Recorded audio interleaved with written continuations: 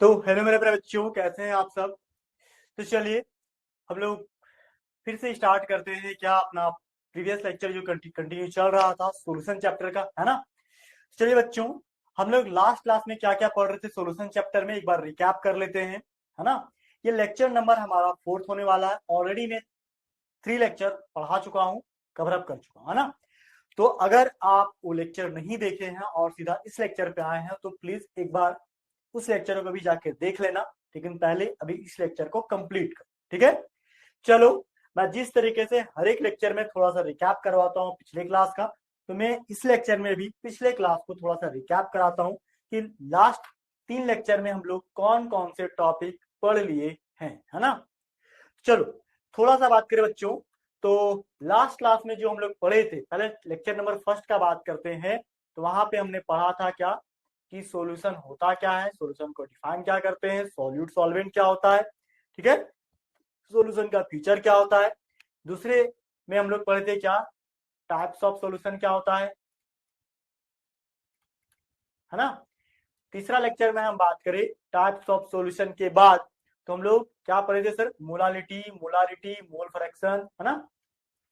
Molarity, molality,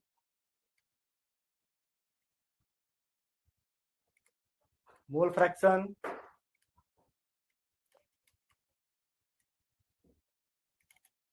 normality, ठीक है, समझ रहे हैं, पीपीएम। ये सारे बेसिक टॉपिक जो है सॉल्यूशन चैप्टर का वो हम लोग ऑलरेडी पढ़ चुके हैं।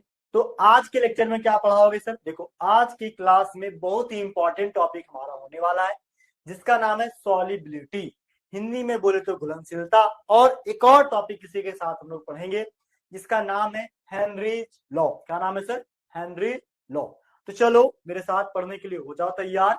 अपने साथ एक बढ़िया नोट्स लेकर के बैठो, मैं हर बार कहता हूं जिस नोट्स में पिछले 3 लेक्चर को तुम लिखे हो, ठीक है, और एनसीईआरटी बुक भी लेकर के बैठो। क्लियर माय पॉइंट, क्लियर है ना। चल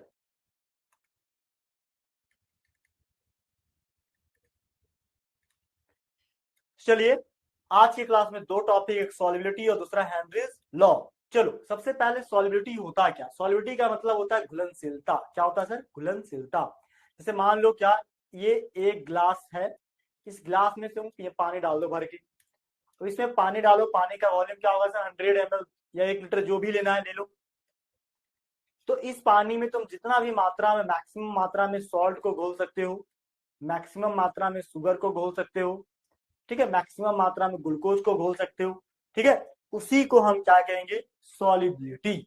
मतलब amount of solute that dissolve in any solvent, किसी भी सॉल्वेंट के अंदर जितना भी मैक्सिमम मात्रा में सॉल्यूट को तुम घोल दोगे वही उसका क्या कहलाएगा, सॉलिबिलिटी। हिंदी में कहें तो घुलनशीलता। क्लियर है, क्लियर है पॉइंट।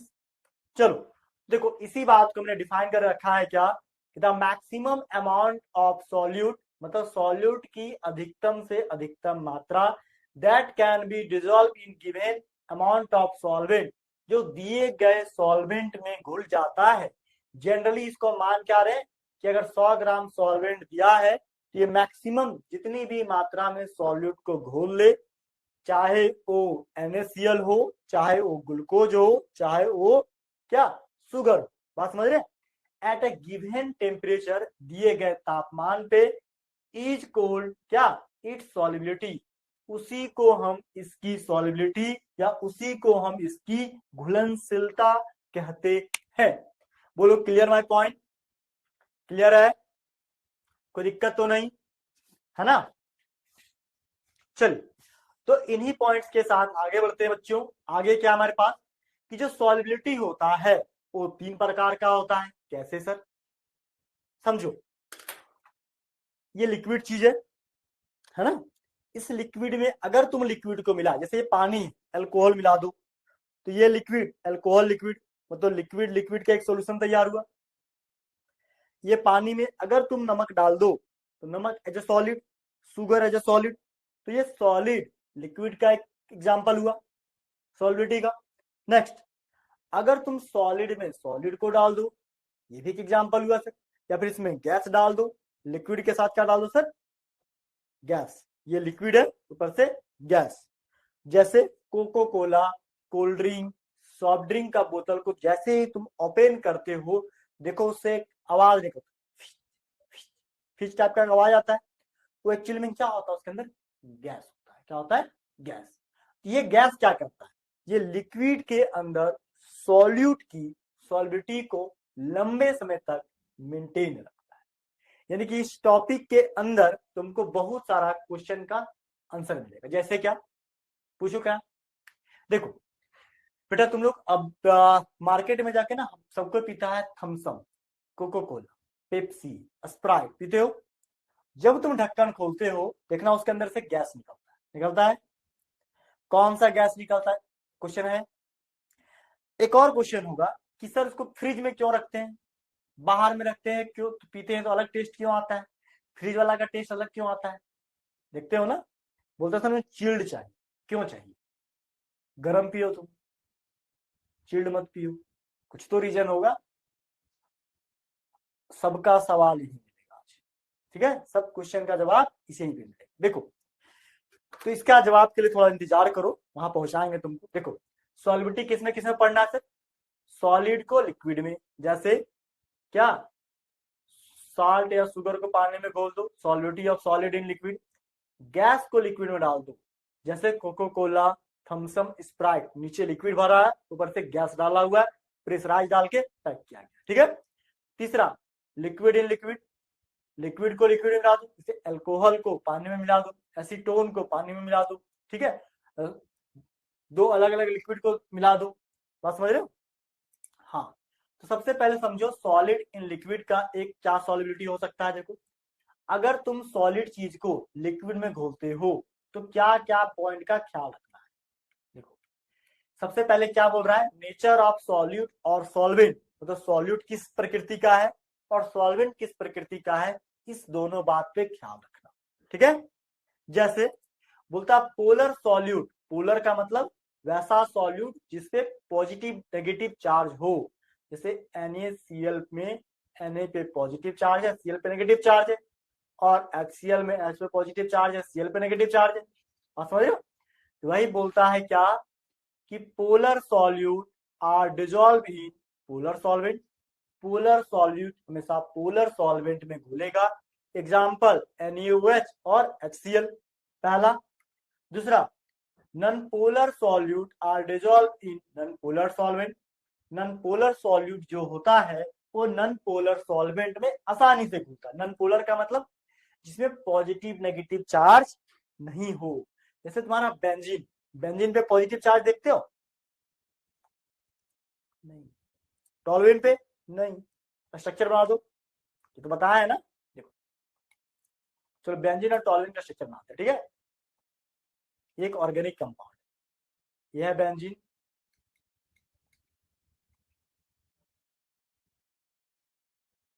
यह टॉलुएंट, ये दोनों पे कोई तरह का पॉजिटिव नेगेटिव चार्ज नहीं होता है, इसलिए बोथ आर नॉन पोलर, और ये दोनों हाइड्रोकार्बन वाले कंपाउंड है, तो आसानी से एक दूसरे में घुल जाएंगे, ठीक है। जैसे पेट्रोल डीजल को मिलाओ, आसानी से मिल जाएगा, पेट्रोल भी हाइड्रोकार्बन और डीजल भी हाइड्रोकार्बन, समझ रहे हो।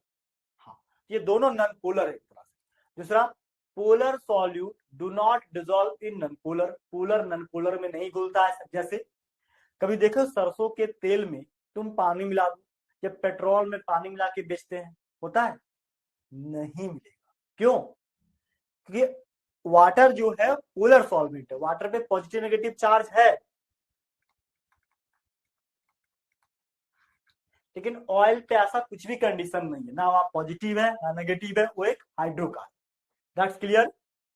देखो, इसका हम बहुत प्यारा सा एक फोटो भी ऐड करके रखे, देखो ऊपर में क्या है सर, सरसों का तेल, नीचे पानी, क्या मिक्स हुआ, घुला, सॉल्युबल हुआ, दिमाग से सोचो, कभी मिलाया हो घर में पानी तेल, यस सर मिला है, देखो पानी उस पर तैरने लगता है, मतलब एक दूसरे में कभी भी ये डिजॉल्व होता नहीं है, ठीक है। क्यों नहीं होता, लिखा why oil and water does not mix together, एक क्वेश्चन पूछा है, तुम बताना कि सर वाटर जो है वो पोलर सब्सटेंस है, कैसा है, पोलर, क्योंकि ऑयल जो है वो non polar. Clear my point? बोलो कोई दिक्कत तो नहीं है ना? चलिए, बोलता आगे सॉल्विटी ऑफ सॉलिड इन लिक्विड। पहला तो पता चला नेचर सॉल्यूट और सॉल्वेंट का, दूसरा टेम्परेचर पे, टेम्परेचर देने से भी सॉलिड चीज घुलता है। देखो बोलता है इंडोथर्मिक, इंडोथर्मिक एक एक्सोथर्मिक। इंडो का मतलब क्या होता है? इंडो का मतलब होता है टेम्परेचर दोगे तो सब्सटेंस जल्दी घुलेगा। ठीक है। बोलता है temperature increases solubility of solid in liquid increases. जैसे मान लो कि इस कंटेनर के अंदर पानी है, ठीक है, इसके अंदर शुगर डिजोल्व करना है। क्या करना है सर? शुगर। इसको तुम हीट कर दो। हलवाई लोग को दिखता होगा, हलवाई लोग क्या करता है, इसको हीट करता है। इसको जितना गर्म करेगा चीनी उतना आसानी से घुल जाता है। ठीक है। तो वही बोलता है। अब इंडोथर्मिक का मतलब क्या है? उष्माशोषी। तो टेम्परेचर देंगे तो क्या सॉल्विटी बढ़ जाएगा। ठीक है, समझ रहे? बिल्कुल। एक्सोथर्मिक का मतलब वैसा सॉल्यूशन जिसमें विलियन बनाने के लिए टेम्परेचर बाहर आ जाए। बोलता अगर इसमें टेम्परेचर को तुम बढ़ाते हो, solubility of solid in liquid decrease. Exothermic process मतलब वैसा प्रोसेस जहां पे टेम्परेचर खुद बाहर आता है, टेम्परेचर खुद बाहर। जैसे मान लो क्या वाटर में तुम कैल्शियम ऑक्साइड मिला दो तो क्या बनेगा सर? कैल्शियम हाइड्रोक्साइड बनता है। प्लस ये टेम्परेचर क्या करता है? देता है। हीट क्या करेगा सर? ये बाहर देगा। ठीक है, जो थर्मिक प्रोसेस। तो इसमें टेम्परेचर देने की आवश्यकता नहीं है। अगर तुम इसमें टेम्परेचर दोगे, इसका सॉल्विटी जो है घुलता जिस स्पीड से वो और कम हो जाएगा, घट जाएगा। ठीक है। तो इंडो का मतलब है टेम्परेचर देना, एक्सो का मतलब टेम्परेचर नहीं देना। ठीक है, वो खुद टेम्परेचर बाहर कर रहा है, हीट खुद बाहर कर रहा है। ठीक है। नेक्स्ट देखो, बोलता है क्या?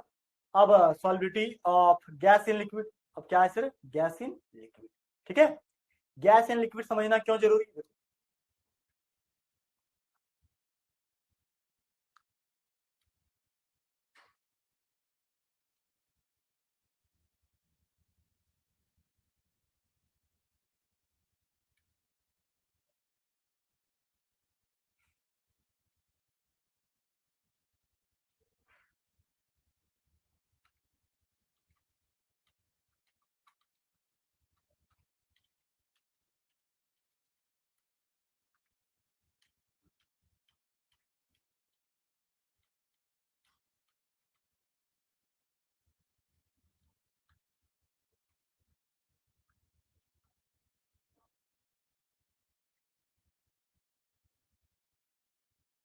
ठीक है, चलो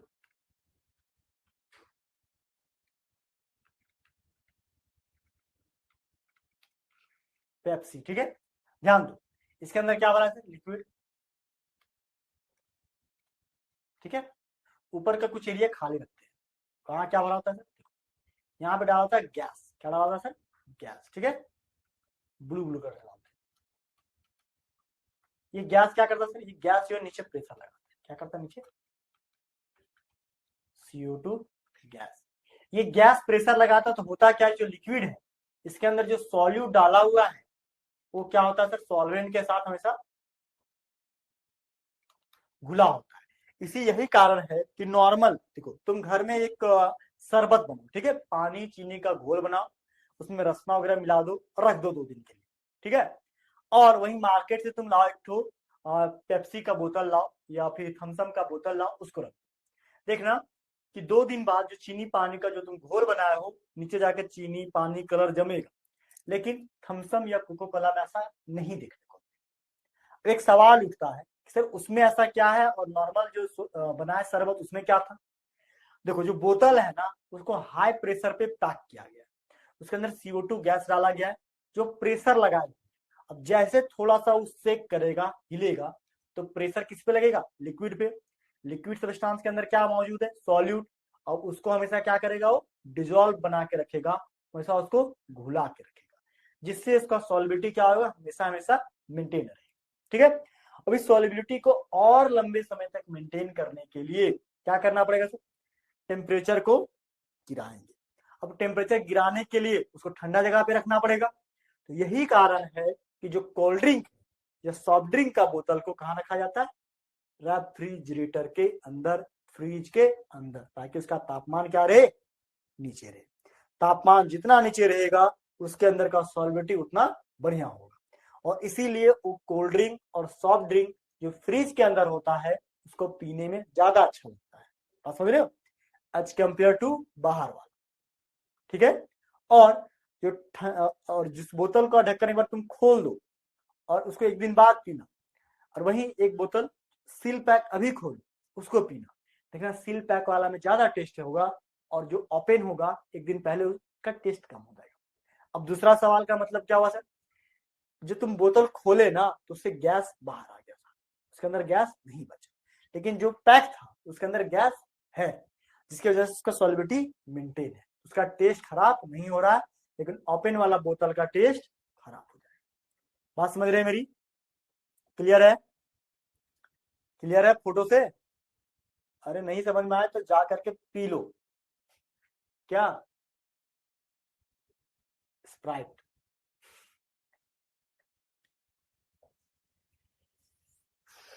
उसको पियो। क्या नाम है? डर के आगे जीत है, माउंटेन ड्यू। चलो, सबका कॉन्सेप्ट यही है। ठीक है, देखो तो आगे आता सॉल्विटी ऑफ गैस इन लिक्विड। क्या बोलता है सर? सबसे पहला ये टेम्परेचर पे डिपेंड करेगा, दूसरा प्रेशर पे। टेम्परेचर क्या कहता है? देखो ध्यान से, कहता है कि इफ टेम्परेचर इंक्रीजेज, यदि तुम टेम्परेचर बढ़ाते हो, यदि लिक्विड के अंदर गैस डाला हुआ है तब, ठीक है, यदि तुम टेम्परेचर को बढ़ाते हो तो solubility of gas in liquid, temperature बढ़ने से सॉल्युबिलिटी जो होता है गैस का लिक्विड के साथ, वो क्या होता है सर? घट जाता है। क्या होता है? घट जाता है। देयरफॉर इसका सॉल्युबिलिटी घटना नहीं चाहिए, इसलिए to maintain their solubility of liquid substance always maintain low temperature. इसलिए इसके सॉल्विटी को लंबे समय तक मेंटेन रखने के लिए टेम्परेचर को क्या करना पड़ता है सर? गिराना पड़ता है, लो करना पड़ता है। Clear my point? क्लियर है? हाँ। नेक्स्ट देखो, बोलता प्रेशर। बोलता है क्या कि effect of pressure on dissolution of gas, जिसको बोल रहे हैं Henry law, on increasing pressure solubility of gas increasing. ठीक है, बोलता है क्या कि effect of pressure on dissolution of gas. देखो, डिसोल्यूशन का मतलब क्या होता है?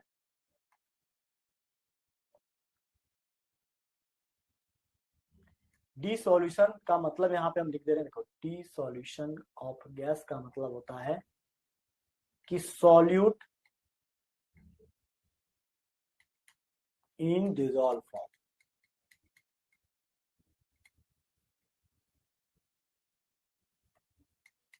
इन सॉल्वेंट। ठीक है, सॉल्यूट हमेशा क्या होगा सर? डिजॉल्व के फॉर्म में रहेगा सॉल्वेंट के अंदर, और नो पीपीटी फॉर्म, कोई भी तरह का पीपीटी यहां पे नहीं बनना चाहिए। ठीक है, उसी को बोलते हैं डिसोल्यूशन ऑफ गैस, यानी कि गैस पूरा इस तरीके से गैस यहाँ पे सॉल्युबल होगा लिक्विड के साथ, कि लिक्विड के अंदर, सॉल्यूशन के अंदर जो सॉल्यूट है, जैसे चीनी, पानी, कलर, यही सब तो मिला होता है कोल्ड ड्रिंक के अंदर। चीनी का मात्रा होता है, शुगर का मात्रा, और उसके अंदर कलर भी होता है, उसके अंदर उसका फ्रेग्रेंस भी होता है, समझ रहे हो, फ्लेवर भी होता है। तो वो सब नीचे जा करके जमा नहीं हो, इसीलिए उसके डिसोल्यूशन को मेंटेन करना पड़ता है। और इसके लिए क्या अप्लाई करते हैं सर? ऊपर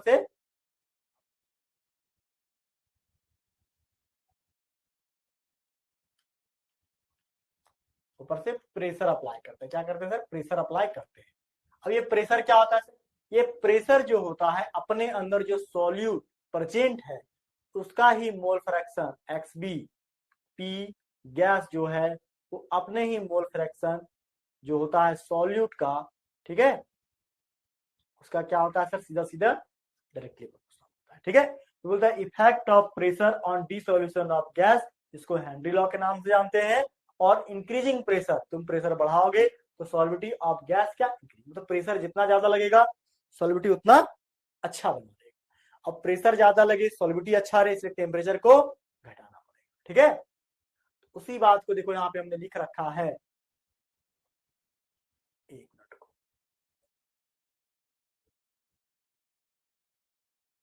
चलो इससे पहले दो क्वेश्चन भी है, ठीक है, क्वेश्चन देखो।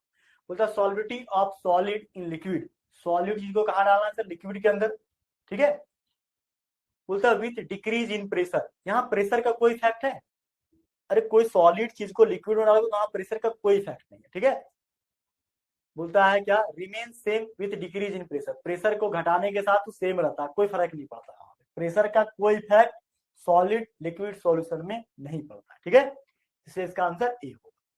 वही दूसरा क्वेश्चन क्या है सर, दूसरा क्वेश्चन बोलता है solubility of gas in liquid, gas को अगर लिक्विड में डाले हो तो डिक्रीजेज विथ टेम्परेचर, टेम्परेचर के घटाने से क्या होता है, घटता है क्या।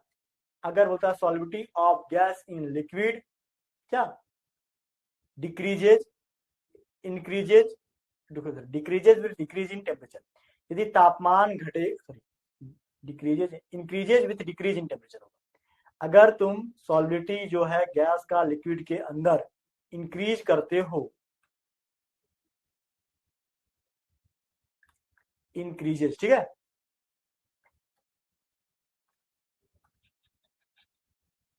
क्या होगा sir, increases, increases with decrease in temperature, तापमान घटने के साथ, ठीक है। Solubility of gas in liquid increases with decrease in temperature, temperature को घटाना पड़ता है, इसीलिए सब्सटेंस को रेफ्रिजरेटर या फ्रिज के अंदर रखते हैं। क्लियर माय पॉइंट, क्लियर है। चलो नेक्स्ट आगे देखो, अभी जो बताएं हेनरी लॉ, उसी को यहाँ पे हम डिफाइन किए। देखो एक चीज बताएं तुमको हेनरी लॉ के बारे में, हेनरी लॉ को ना दो तीन अलग अलग स्टेटमेंट से डिफाइन करते हैं, ठीक है। तो घबराना मत, एक स्टेटमेंट तुम्हारा जो इक्विलिब्रियम चैप्टर है, क्लास 11th का एक चैप्टर है, इसका नाम है इक्विलिब्रियम, ठीक है। इक्विलिब्रियम में 3 चैप्टर आते हैं, कौन कौन, एक फिजिकल, केमिकल और आयनिक, क्लास 11th का बात कर रहे हैं। जो फिजिकल इक्विलिब्रियम है ना, वहां पे एक इक्विलिब्रियम कंडीशन आता है dissolution of gas in liquid का, तो वहां पे हेनरी लॉ का जिक्र होता है, ठीक है। और वहां पे जो है पी गैस डायरेक्टली प्रोपोर्शनल होता है कंसंट्रेशन ऑफ गैस, यहाँ पे एक्स गैस कर रहे हैं ना, वहां कंसंट्रेशन ऑफ गैस करना पड़ता है इक्विलिब्रियम होने की वजह से। तो बहुत सारे बच्चों को कंफ्यूजन होता है, अगर कोई बच्चा आगे 12th में दिक्कत नहीं करे, लेकिन कोई बच्चा अगर जेई नीट एडवांस का प्रिपरेशन करते हो ना, तो उन बच्चों को थोड़ा सा कंफ्यूजन होता है, इसलिए क्लास 11th में इसी स्टेटमेंट को थोड़ा सा चेंज करके देखो हम लिख दे रहे साइड में क्या, कि पी गैस इज डायरेक्टली, यहाँ क्या सी गैस, कंसंट्रेशन ऑफ गैस वहां किया जाता है, ठीक है। बाकी स्टेटमेंट यही, स्टेटमेंट थोड़ा सा डिफरेंस होता है, और हैंडल ऑफ पी गैस क्या सी गैस, कब, ये इक्विलिब्रियम पे होता है, ठीक है। यहाँ तो इक्विलिब्रियम है नहीं, इसलिए इस पे भी ध्यान देने की जरूरत नहीं है, लेकिन ये स्टेटमेंट इसी का एडवांस फॉर्म है, ठीक है, समझ रहे हो। तो अभी इसको देखने का जितना जरूरत नहीं है, बस ध्यान रखना, बहुत सारे बच्चे यहाँ पे कंफ्यूज होते हैं, फंसते हैं, जो फर्दर स्टडी करते हैं, जो 12th में रहते हैं उनको कोई फर्क नहीं, उनको यही पढ़ना है, ठीक है। चलो तो देखो आगे, यहाँ डेफिनेशन क्या कहता है, ये है 11th का डेफिनेशन, ये है 12th का, ठीक है, इस पे ध्यान देने की जरूरत नहीं है, बस ये एडवांस के लिए। देखो बोलता है क्या, पार्शियल प्रेशर ऑफ गैस, अब गैस पे जो पार्शियल प्रेशर लग रहा है किसमें, किस फॉर्म में से, वेपर फेज में, ठीक है, वेपर फेज में, वाष्प के अवस्था में, इज डायरेक्टली प्रोपोर्शनल किसका, अपने ही मोल फ्रैक्शन का, to the mole fraction of the gas. अब ये मोल फ्रैक्शन किसका होगा, सॉल्यूट का, ठीक है, इन दी सॉल्यूशन। देखो इसी बात को जो डेफिनेशन यहाँ लिखी हो, the partial pressure of gas in vapour phase यानी कि P gas is directly proportional to the mole fraction of gas यानी कि एक्स बी, जो सॉल्यूट के रूप में वर्क कर रहा है, ठीक है। अब याद करो कि P gas is directly proportional to X gas या एक्स बी सॉल्यूट। अब जहां डायरेक्टली प्रोपोर्शनल आया तो डायरेक्टली प्रोपोर्शनल को क्या करना पड़ता है, रिमूव, तो उसको हटाने के लिए एक प्रोपोर्शनैलिटी कांस्टेंट का यूज करेंगे, और उसका नाम क्या होगा सर, के एच, क्या होगा सर, के एच। तो P gas equal to K H into X gas, what is के एच, के एच जो है हेनरी कांस्टेंट। बोलो कोई दिक्कत नहीं, को कोई दिक्कत तो नहीं है ना। चलो आगे देखो, आगे क्या sir, P gas equal to K H into X gas. What is X gas? देखो X P number of mole, वही बताए थे क्या, N B divide by N A plus N A. अब देखो फॉर डाइल्यूट सॉल्यूशन के लिए बोले, डाइल्यूट सॉल्यूशन तो बहुत पतला सॉल्यूशन हो जाएगा, क्या हो जाएगा, N A plus N B equal to क्या, एन ए। ठीक है, तो वही बोलता है for dilute solution of gas N A plus N B बराबर क्या, एन ए। तो पी गैस इक्वल टू क्या, K H into N B divide by N A, है ना। हाँ, एन बी बराबर क्या, W B by M B into M A divide by W A. K H क्या है, हेनरी कांस्टेंट। क्या है के एच यहाँ पे, हेनरीज कांस्टेंट। अब जो के एच का वैल्यू है बच्चों, ये अलग अलग सबस्टांस के लिए अलग अलग होता है। ठीक है, वाटर के लिए अलग होगा, ऑक्सीजन के लिए अलग होगा, हाइड्रोजन के अलग अलग, गैस के लिए ही अलग होता है। तो ये फॉर्मूला पहले नोट करो, ये वीवीआई फॉर्मूला है। ठीक है, ये फॉर्मूला क्या, काफी इंपॉर्टेंट है, वीवीआई। ठीक है, बात समझ रहे हो। चलो अब आगे चलते हैं। ठीक है, नेक्स्ट क्या है, नेक्स्ट यहाँ पे हमने फोटो ऐड कर रखा है। देखो ये फोटो एनसीईआरटी में भी है कि हीलियम के लिए 293 केल्विन पे केएच का वैल्यू कितना, 144.97 किलो बार, यूनिट है किलो बार। ठीक है, हाइड्रोजन का क्या, 293 केल्विन पे 69.16। ठीक है, वही नाइट्रोजन के लिए अलग अलग दिया, दो अलग अलग टेम्परेचर पे अलग अलग वैल्यू है, ऑक्सीजन के लिए दो अलग अलग वैल्यू।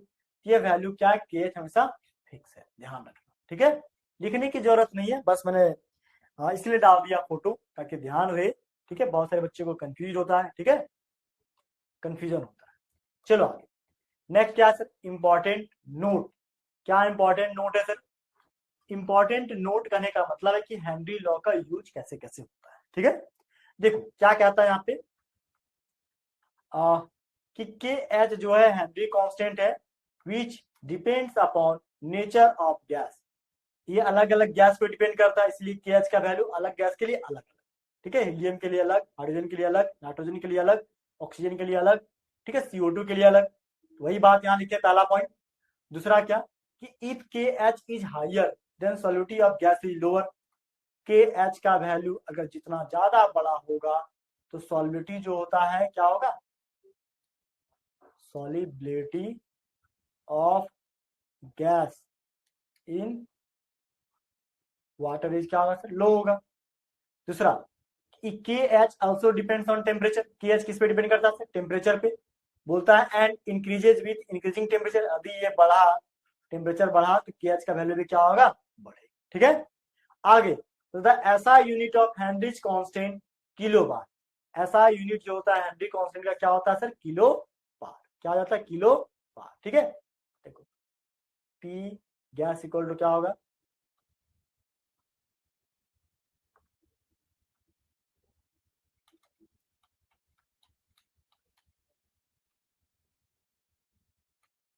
तो इसका कोई यूनिट नहीं होता है।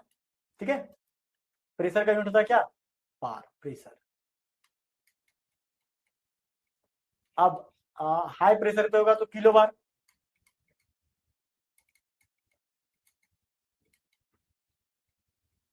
ठीक है, इसी को शॉर्ट में क्या लिखते हैं, के बार।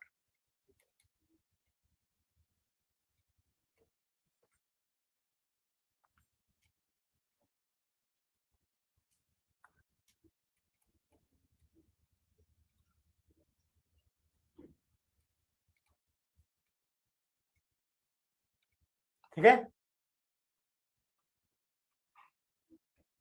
चलो अभी अब इसके बाद आता है एप्लीकेशन। अभी तो इसका था क्या, के एच का इंपॉर्टेंट पॉइंट क्या क्या ध्यान रखना है इसमें। ठीक है, यूनिट वगैरह। अब देखो इसका एप्लीकेशन, एप्लीकेशन क्या कहता है, एप्लीकेशन कहता है क्या कि the production of carbonated drink. Carbonated drink क्या होता है, सॉफ्ट ड्रिंक का नाम सुने हो, है ना।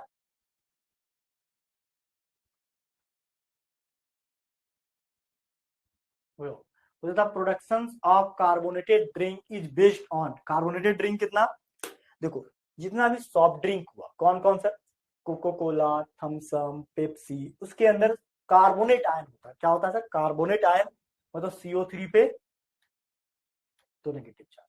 ये आगे जाकर के CO2 गैस से बदलता है। बोलते हैं production of carbonated drink is based on Henry law. बोलता है कार्बोनेटेड ड्रिंक का जो प्रोडक्शन होता है हेनरी लॉ के आधार पे होता है। And Henry law can explain hypoxia. Hypoxia मतलब low oxygen concentration in blood and tissue.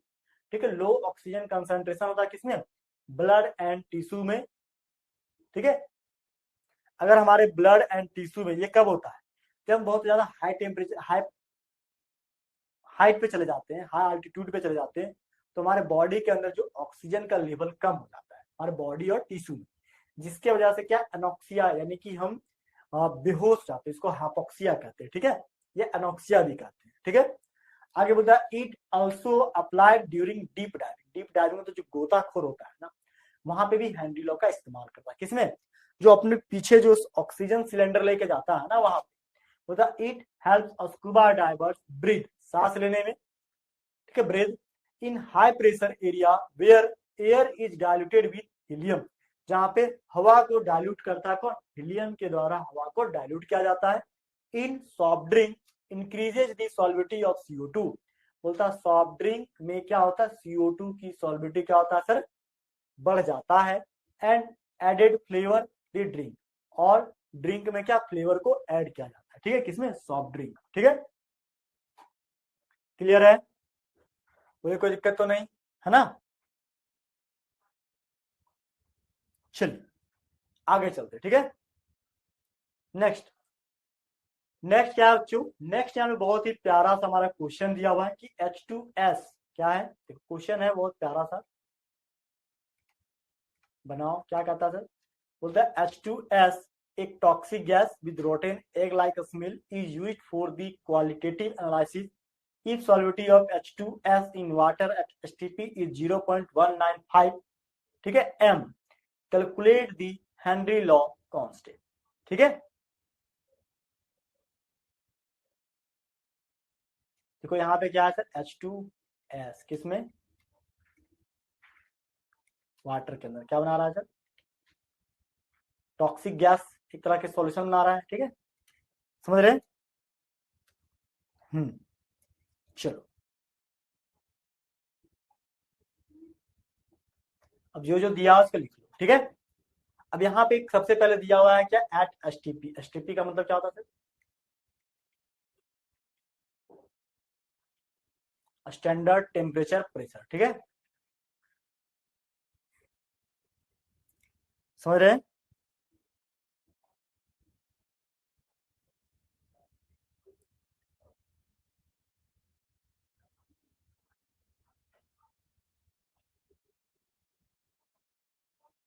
चलो यहाँ प्रेशर दिया 1 ATM, सीधा सीधी बात। ठीक है, H2S नंबर ऑफ,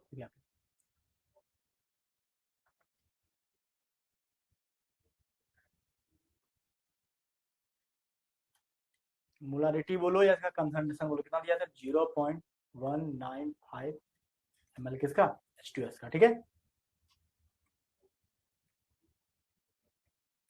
यानी कि नंबर ऑफ मोल्स क्या हो जाएगा सर,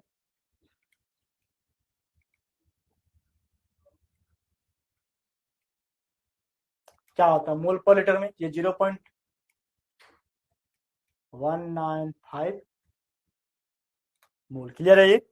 अब देखो हाइड्रोजन का मोल कैसे निकलेगा सर, यहाँ पे दिया हुआ है क्या, इसको लिख सकते हो 0.195 मोल पर लीटर। ठीक है, यानी कि वॉल्यूम कितना हो गया, 1 लीटर। ठीक है, चलो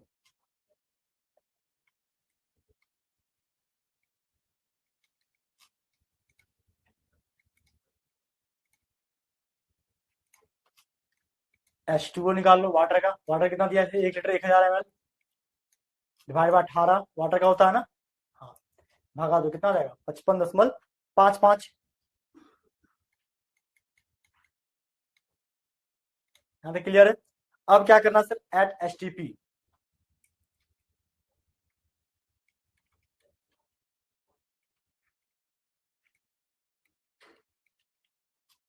इसका 0.987 बार प्रेशर। ठीक है, अब क्या करना sir, P gas equal to क्या होगा। ठीक है, अब नंबर ऑफ मोल निकालो। देखो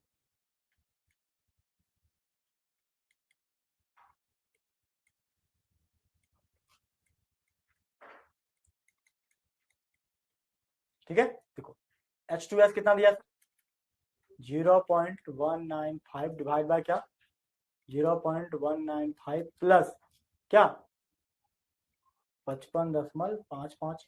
देखो ये दोनों को ऐड और डिवाइड करोगे तो जो वैल्यू आएगा ना x, H2S बराबर कितना आएगा सर, 0.0035 के आसपास आ जाएगा। ठीक है, ये याद। क्वेश्चन ने पूछा क्या है, क्वेश्चन ने बोला यहाँ पे क्या, find out Henry law constant, यानी के एच बराबर वाट, ये पूछ रहा है ना। तो नाउ इतना होने के बाद हम क्या पुट कर देंगे सर, हम लोग जाएं अकॉर्डिंग टू हेनरी लॉ। ठीक है, देखो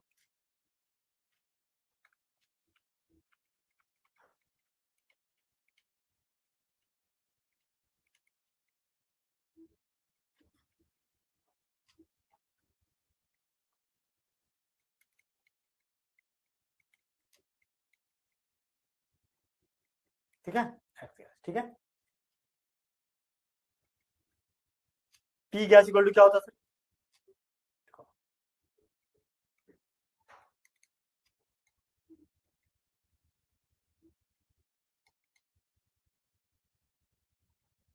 ठीक है, पी गैस बराबर क्या है, 0.987। ठीक है, और एक्स गैस इक्वल टू क्या है, एक्स गैस इक्वल टू 0.0035। ठीक है, ये दोनों को जब तुम भागा दे दोगे वैल्यू कितना आएगा सर, 282 बार। ठीक है, ये क्या आ गया, KH बराबर, ये हेनरी कांस्टेंट आ गया कितना, 282 बार प्रेशर। क्लियर है, तो हेनरी लॉ कांस्टेंट जो है KH के लिए, ठीक है, मतलब H2S गैस के लिए KH का वैल्यू कितना आया सर, इस क्वेश्चन के अकॉर्डिंग, देखो इस क्वेश्चन के अकॉर्डिंग KH का जो, देखो आराम से देखो जैसे जैसे लिख रहे हैं।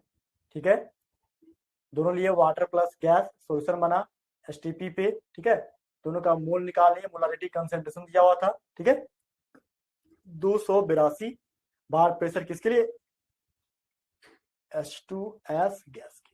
क्लियर माय पॉइंट, क्लियर है। हाँ, अब चलो नेक्स्ट माइकल, नेक्स्ट क्या बोल रहा है, नेक्स्ट बोलता है Henry law constant for CO2 in water. ठीक है, हेनरी लॉ कांस्टेंट दिया हुआ है किसके लिए, देखो सॉल्व हेनरी लॉ कांस्टेंट यानी कि KH। ठीक है, CO2 किसमें 1.67 गुने 10 का पावर 8 पास्कल। ठीक है, बोलता है 298 calculate the quantity of CO2 यानी कि WB ऑफ CO2 निकालना है। बोलता है इन 500 ml ऑफ सोडा वाटर, यानी कि वॉल्यूम दिया हुआ क्या,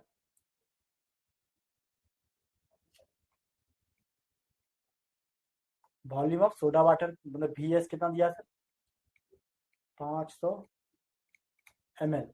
बोलता है व्हेन पैक्ड अंडर प्रेशर यानी कि P गैस जो दिया हुआ कितना, 2.5 ATM। ठीक है, बात समझ रहे हैं। चलो, तो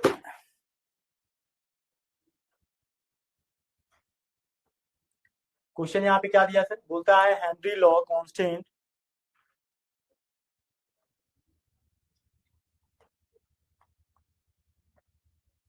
चलो जो जो वैल्यू दिया आप पुट कर दिए। ठीक है, अब यहाँ पे क्या करो सर, एक एक करके हेनरी लॉज को यहाँ पे पुट करो, और हेनरी लॉ से पहले क्या होता है, पी गैस इक्वल टू, देखो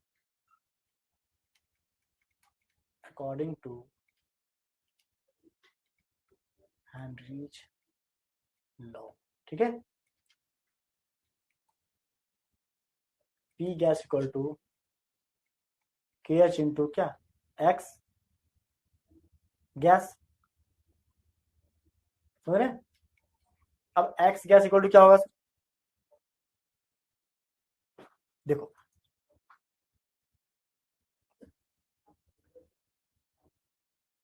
ATM को पहले 12 मतलब तो क्या होगा सर, 2.5 ATM इक्वल टू क्या होगा सर, 101,325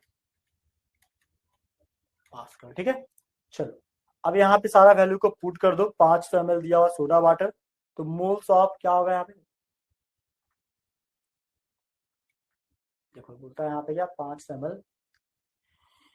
सिंपल सा समझो, यहाँ पे क्या क्या चीज मिक्स किया गया है, यहाँ मिक्स किया गया है number of moles of CO2। अगर निकालें कितना दिया हुआ है,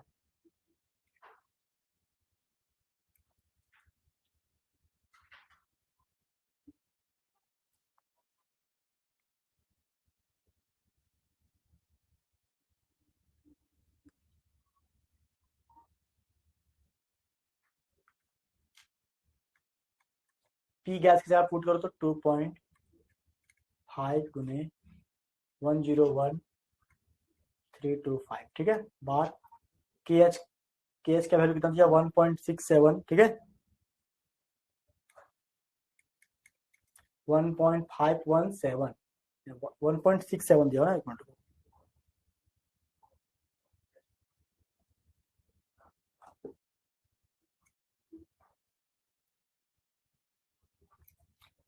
डिवाइड बाय करो 1.67 गुने कितना, गुने यहाँ पे हो जाएगा 10 का पावर 8। ठीक है, बराबर क्या एक्स गैस, एक्स गैस को क्या कर दो एक्स CO2। तो इतना को मल्टीप्लाई डिवाइड करोगे तो क्या आ जाएगा सर, एक्स CO2 गैस का जो वैल्यू है वो यहाँ डिवाइड करने से आ जाता है कितना 1.517 गुने 10 का पावर -3। ठीक है, ये मोल फ्रैक्शन आ जाएगा। क्लियर है, अब क्या है number of moles of CO2 equal to X CO2 बराबर क्या, number of moles of CO2 divide by क्या, number of moles of CO2 plus number of moles of क्या वाटर, यही होगा। ठीक है, अब क्या करो सर, अब ये दोनों में से एक को नेग्लिजिबल मान लो। ठीक है, is very less than water. ठीक है, मतलब NCO2 प्लस NH2O अप्रोक्सीमेट क्या NH2O। ठीक है, नाउ x मोल CO2 बराबर n मोल CO2 बराबर n मोल क्या H2O। देखो x मोल CO2 क्या है, x मोल CO2 जो है यहाँ पे, ठीक है, ये वैल्यू दिया हुआ है कितना 1.517 में 10 का पावर -3 बराबर number of moles of CO2 क्या है, देखो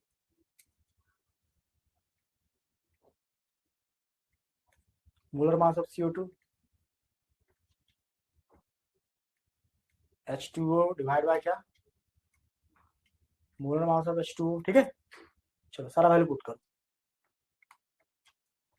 1.517 में उसका पावर -3। ठीक है, देखो ऊपर क्या है वेट ऑफ CO2, यही तो निकालना है क्वांटिटी। नीचे क्या है का CO2 कितना, कार्बन का 12 तो ऑक्सीजन का 32 बराबर कितना 44। पुट कर दो 44, वेट ऑफ कितना 500 डिवाइड बाय क्या 18। ठीक है, क्लियर है, अब इधर आओ,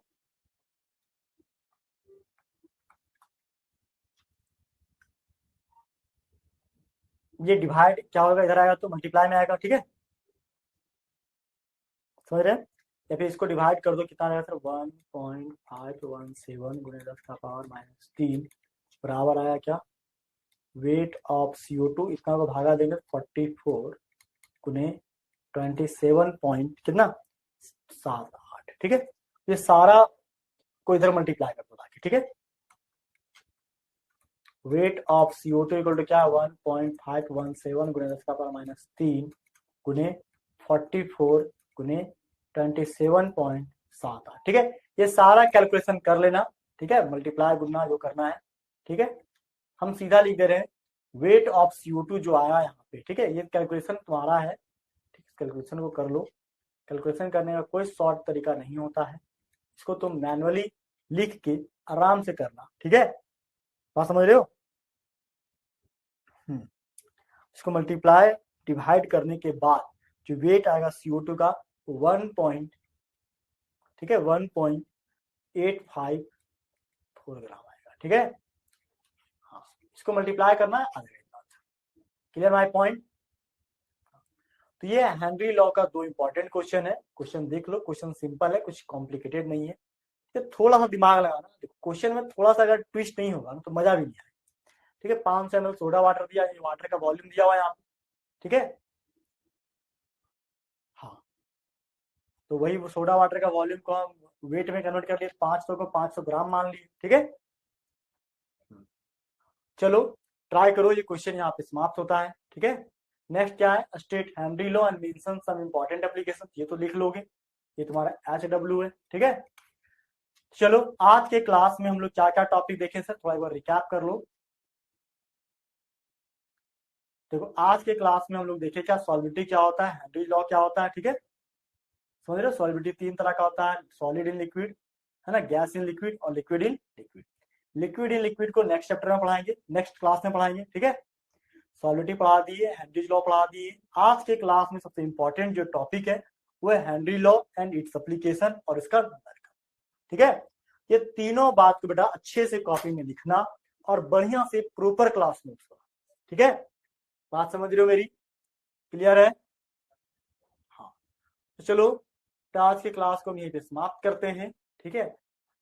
हाँ, इसका प्रॉपर क्लास नोट्स बनाओ, आज की क्लास को हम यहीं पे समाप्त कर देते हैं। अगर आप लोग न्यू हैं, कोई न्यू बच्चा अगर हमारे लेक्चर को देख रहा है तो प्लीज चैनल को सब्सक्राइब करना मत भूलना और अपने दोस्तों के साथ शेयर कर देना, ताकि तुम्हारे साथ साथ उनका भी कुछ अच्छा हो जाए, ठीक है।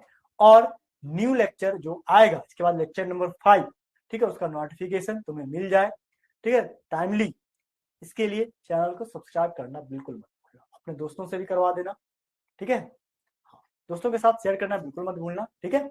चलिए मिलते हैं अगले क्लास में, नेक्स्ट लेक्चर में, तो वहां पढ़ेंगे हम लोग रॉल्स लॉ क्या होता है, ठीक है, आइडियल और नॉन आइडियल सॉल्यूशन क्या होता है, ठीक है। तो इसके लिए NCERT बुक तुम पढ़ के आना, बात समझ रहे हो। चलिए चलिए बेटा आज की क्लास भी यहीं पे समाप्त करते हैं, मिलते हैं अगले क्लास में, तब तक के लिए थैंक यू सो मच, जय हिंद, बाय, हैप्पी लर्निंग।